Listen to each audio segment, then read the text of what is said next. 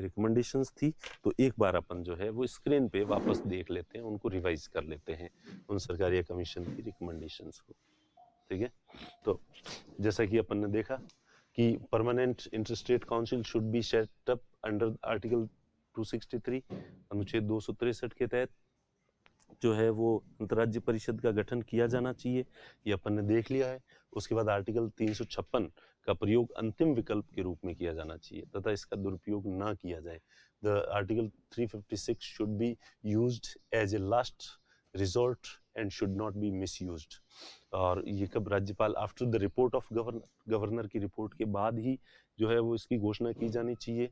और गवर्नर की रिपोर्ट कैसी होनी चाहिए, कॉम्पैक्ट होनी चाहिए, क्लियर होनी चाहिए और उसमें ऑल फैक्ट्स एंड ग्राउंड्स जो है वो होने चाहिए, संक्षिप्त, स्पष्ट। और रिपोर्ट किस में दी जानी चाहिए, मीडिया के अंदर, राज्यपाल की रिपोर्ट को मीडिया में। कार्यकारी सरकार को मौका, अगर अल्पमत में गई है कोई सरकार तो फिर उसकी जगह सीधा 356 का इम्पोज करने की बजाय एक एक्टिंग गवर्नमेंट जो है वो बनाई जानी चाहिए और उसको जो है काम करने देना चाहिए। और विधानसभा को, सीधे विधानसभा को भंग नहीं कर, राज्यपाल को अपने लेवल पर भी विधानसभा को भंग नहीं करना चाहिए और उद्घोषणा के साथ भी एकदम से सीधे जो है वो भंग नहीं करना चाहिए। संसद के दोनों सदनों के अनुमोदन के बाद ही इसे डिसॉल्व जो है वो किया जाना चाहिए। Legislative assembly should not B dissolve directly, it should be dissolve after the approval of both houses of parliament. और उसके बाद में जो है ऑल इंडिया सर्विसेज को और ज़्यादा स्ट्रेंथन किया जाना चाहिए और some more such services should be created, कुछ और नई सेवाओं का सृजन जो है वो किया जाना चाहिए। नेशनल डेवलपमेंट काउंसिल का नाम नेशनल इकोनॉमिक डेवलपमेंट काउंसिल कर दिया जाना चाहिए। General council should be made more proactive, इन्हें ज़्यादा प्रोएक्टिव किया जाना चाहिए। The procedure of the consulting the chief minister in the appointment of the state governor should be prescribed in the constitution itself। कि चीफ मिनिस्टर को appoint करते समय state की गवर्नर को अपॉइंट करते समय स्टेट के चीफ मिनिस्टर से भी कंसल्ट किया जाना चाहिए। ये चीज़ कॉन्स्टिट्यूशन में क्लियरली इंक्लूड की जानी चाहिए, प्रिस्क्राइब किया जाना चाहिए। और फिर प्रेसिडेंट गवर्नर किसे अपॉइंट किया जाना चाहिए, प्रोमिनेंट एमिनेंट पर्सन होना चाहिए, रूलिंग पार्टी से एमिनेंट पर्सन होना चाहिए, राज्य से बाहर का होना चाहिए, राज्य की राजनीति में कभी एक्टिव नहीं हुआ होना चाहिए और पिछले कुछ समय से तो वो पॉलिटिक्स में ही जो है वो एक्टिव नहीं होना चाहिए। रूलिंग पार्टी से नहीं होना चाहिए। माइनॉरिटीज के सदस्यों को अधिक अवसर दिए जाने चाहिए राज्यपाल बनने में। और वाइस प्रेसिडेंट और लोकसभा स्पीकर, क्योंकि ये राज्यसभा का प्रमुख है और वो लोकसभा, इनसे भी कंसल्ट किया जाना चाहिए। गवर्नर्स टर्म ऑफ 5 ईयर, 5 साल की जो टर्म है ये फिक्स रहनी चाहिए। इस बिना किसी प्रभावी और महत्वपूर्ण कारण के एक राज्यपाल को नहीं हटाया जाना। Governor's term of 5 year in the state should not be disturbed except for the some extremely compelling reasons. ठीक है, एक्सट्रीमली कंपेलिंग रीजंस नहीं हो तब तक जो है 5 साल को डिस्टर्ब नहीं किया जाना चाहिए। गिव रीजंस फॉर रिमूवल, अगर हटाया जाता है तो उसके कारण बताना चाहिए उसे। और पार्लियामेंट के दोनों सदन के सामने उसे अपना अवसर रखने का मौका दिया जाना चाहिए। Give a chance to present his views in both the houses of parliament. In hung assembly, hung assembly, ये हंग, ठीक है, इन हंग असेंबली, ठीक है, 4 ऑप्शंस जो है वो दिए जाने चाहिए, जो कि मैंने बताया आपको। 4 ऑप्शंस कौन कौन से, प्री पोल अलायंस जो है, लार्जेस्ट प्री पोल अलायंस को सबसे पहले अब मौका दिया जाना चाहिए। अगर कोई नहीं है प्री पोल अलायंस, चुनाव पूर्व का सबसे बड़े गठबंधन को मौका देना, वो नहीं है तो लार्जेस्ट पॉलिटिकल पार्टी, सबसे बड़ा जो दल है, पर लार्जेस्ट पॉलिटिकल पार्टी को तभी दिया जाना चाहिए जब वो सरकार बनाने का दावा करे। और अगर वो दावा नहीं करते हैं तो post poll alliance, largest post poll alliance in which all partners are including in the government, are participating in the government, in the ministries। चुनाव बाद का ऐसा गठबंधन जिसमें सभी सहयोगी दल जो है वो सरकार में शामिल हो रहे हैं, उनके मंत्री बन रहे हैं।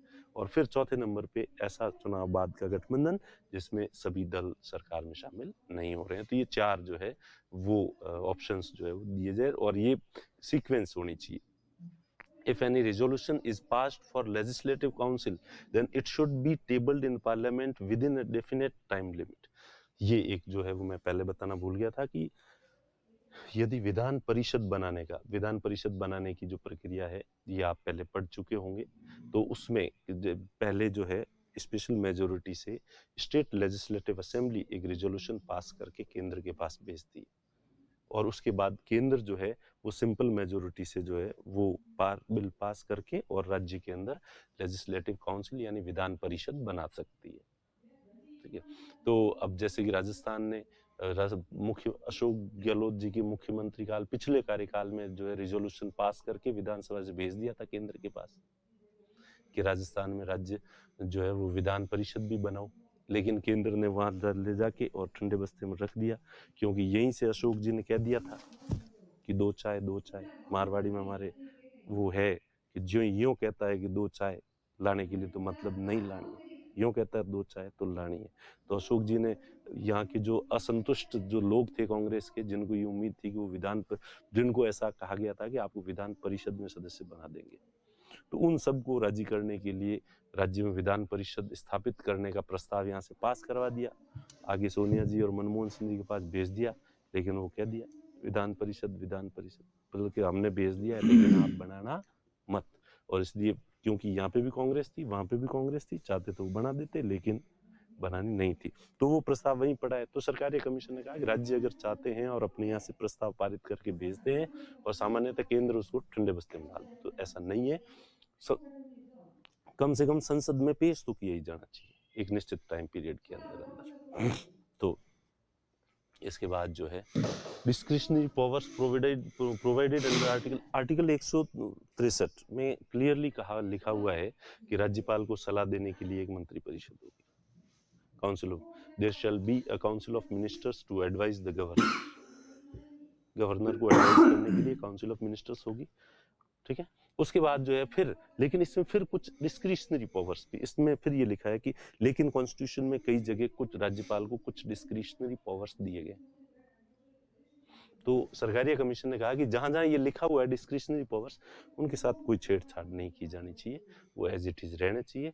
राज्यपाल की जो विवेकाधीन शक्तियां, डिस्क्रिशनरी पावर्स का मतलब विवेकाधीन शक्तियां, उनके साथ भी कोई छेड़छाड़ जो है वो नहीं की जानी चाहिए। Centre should keep powers of deploy central forces in the state. केंद्र के पास जो पावर है सेंट्रल फोर्सेज को स्टेट्स में डिप्लॉय करने का, केंद्रीय बलों को राज्यों में तैनात करने का, वो यथावत रहना चाहिए। हालांकि उसे कंसल्ट कर लेना चाहिए, राज्य से कर ले, अगर इच्छा हो तो कर ले तो ज्यादा ठीक रहेगा। Even without the consent of states की अगर कंसेंट नहीं है तो भी केंद्र कर सकता है डिप्लॉय, लेकिन कंसल्ट करे तो अच्छा रहेगा। The net proceeds of the corporation tax may be made permissibly shareable within the states। ये मैंने बता दिया कि कॉर्पोरेशन टैक्स जो है, कॉर्पोरेट टैक्स जो है वो शेयरेबल किया जाना चाहिए स्टेट्स के साथ, और 80वें संविधान संशोधन से ये कर दिया गया है। The centre should consult the state before making law on the subject of concurrent list. Concurrent list के किसी सब्जेक्ट पर कानून बनाने से पहले केंद्र को राज्यों से परामर्श करना चाहिए। और ठीक है, कब बनाना चाहिए? ये भी need of uniform law in national interest. National interest में यूनिफॉर्म लॉ, एक जैसा कानून अगर राष्ट्रीय हित के लिए कानून की समरूपता या एक रूपता आवश्यक हो तो ही इस पे बनाना चाहिए। और जो है जो भी कॉन्करेंट लिस्ट पे कानून बनाना है तो जो इंटरस्टेट काउंसिल है उसके अंदर परामर्श किया जाना चाहिए। तो ये जो है राज्यों के साथ परामर्श कहाँ होना चाहिए? इंटरस्टेट काउंसिल में बैठ के किया जाना चाहिए। No change in the role of Rajya Sabha. Rajya Sabha की भूमिका में कोई चेंज नहीं किया जाना चाहिए। No commission of inquiry should be set up against the chief minister unless the demand is made by the parliament. तो जो भी स्टेट के मिनिस्टर्स या चीफ मिनिस्टर्स के अगेंस्ट इंक्वायरी कमीशन अगर गठित करना है तो वो जो है वो पार्लियामेंट के द्वारा किया जाना चाहिए, न कि केंद्र सरकार के द्वारा किया जाना चाहिए। तो ये अपन ने देख लिया। उसके बाद जो है no change in the article 3। Article 3 में जो केंद्र को शक्तियां दी गई है वो एज इट इज रहनी चाहिए। जब चाहे जिस राज्य को तोड़ दे, उसका नाम चेंज कर दे, कर सकता है।